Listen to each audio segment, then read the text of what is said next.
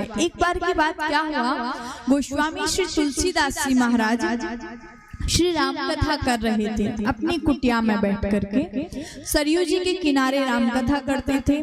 अब एक लोग आते थे कथाएं सुनने के लिए। एक दिन क्या हुआ, कथा में थोड़ा सा विलंब हो गया। सरकार के जन्मोत्सव की, विवाह उत्सव की कथा चल रही थी, तो विवाह उत्सव की कथा में थोड़ा सा विलंब हो गया। और जब विलंब हुआ तो सभी लोग कथा के बाद में अपने अपने घर चले गए। लेकिन एक व्यक्ति था जो सरयू जी के उस पार से आता था। उस समय नाव तो चलती नहीं थी, तो अब बोले पार कैसे जाएं, अर्धरात्रि हो गई, नाव भी रात में नहीं आएगी, क्या करूं, पार कैसे जाऊं। अब गोस्वामी जी महाराज के सामने बैठ गया, बाबा मैं क्या करूं, मैं कैसे पार जाऊं।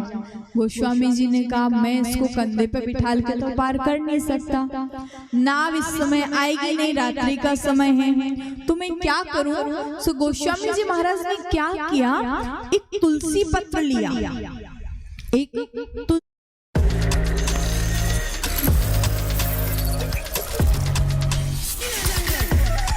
पत्र लिया और तुलसी पत्र पर लिख दिया राम, और राम लिख करके मुट्ठी बांध करके वो तुलसी पत्र उसकी मुट्ठी में रखा और मुट्ठी को बंद कर दिया।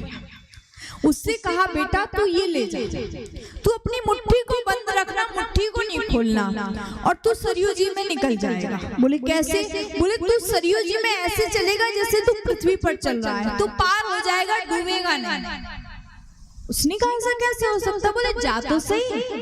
वो गया, उसने पानी में एक कदम रखा, उसका पैर नहीं डूबा। उसने डर के दूसरा कदम रखा तो भी पैर नहीं डूबा। तीसरा चौथा कौन कहे, वो आगे बढ़ता गया।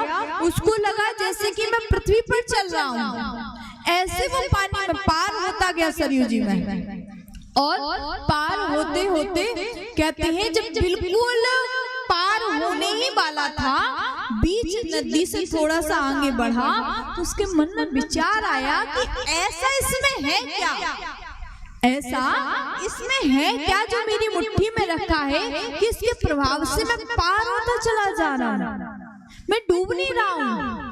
थोड़ा सा मन में संदेह आया, और जब संदेह आया ना तो उसने क्या किया, उसने जैसी मुट्ठी को खोला, बोले देखा तो बोले अरे ये क्या है, तुलसी का पत्ता था, इससे मैं पार हो रहा था, अरे इससे थोड़े पार हो रहा हूँगा।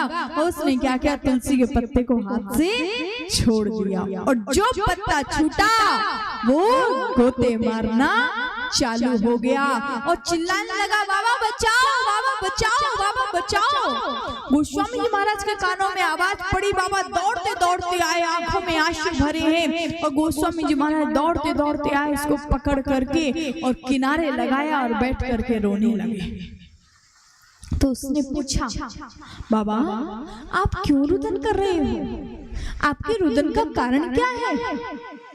तो गोस्वामी जी महाराज ने कहा, बोले मैं सोचता था कि शायद प्रभु की कृपा, मैं प्रभु का कृपा पात्र बन गया हूँ, सरकार की कृपा मुझे प्राप्त हो रही है, लेकिन मुझे क्या पता कि मेरी भक्ति में तो अभी भी कमी है, मेरी भक्ति में अभी भी शक्ति नहीं है। बोले तब उस व्यक्ति ने गोस्वामी जी महाराज के चरणों में गिर के कहा बाबा ऐसा नहीं है, आपकी भक्ति पूर्ण है, आपका विश्वास पूर्ण है, आपकी भक्ति में शक्ति पूर्ण है। बाबा शक्ति नहीं है तो केवल मेरी भक्ति में नहीं है, मैंने संदेह किया जिसके कारण मैं डूब गया।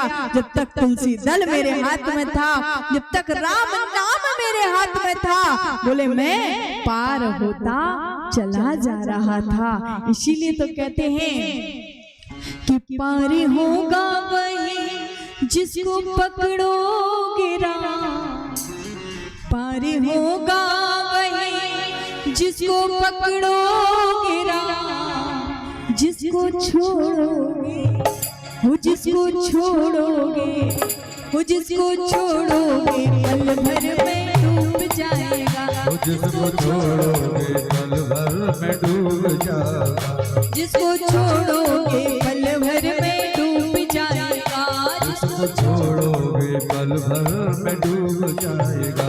पार होगा वही जिसको पकड़ोगे राम, पार होगा वही जिसको जिसको पकड़ोगे राम, जिसको छोड़ोगे, वो जिसको छोड़ोगे, वो जिसको छोड़ोगे पल भर में डूब जाएगा, वो जिसको छोड़ोगे पल भर में डूब जाएगा, जिसको छोड़ोगे पल भर में डूब जाएगा। पार होगा वही जिसको पकड़ोगे। तो मैं मुख्य बात होती है विश्वास की। आप विश्वास करो तो पत्थर पर भी भगवान है, और विश्वास ना करो तो मंदिर में भी केवल पत्थर पड़ा हुआ है। सत्य बात। लेकिन हनुमान जी महाराज, आप देखो गोस्वामी जी महाराज श्री रामचरितमानस में सुंदरकांड पंचम सोपान सुंदरकांड लिखते हैं।